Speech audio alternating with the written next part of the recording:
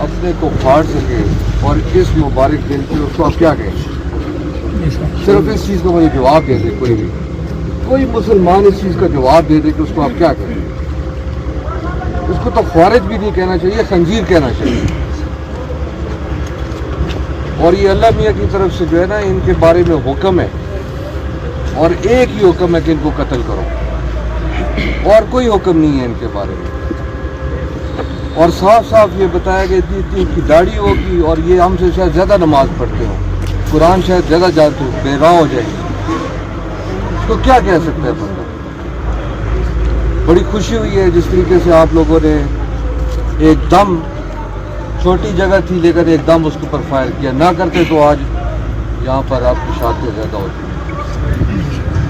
ابھی میں زخمیوں کو بھی دیکھ کے آیا ہوں، اللہ کرے گا ٹھیک ہو گئے، کوئی ایسا نہیں ہے کہ جو ٹھیک نہ ہو.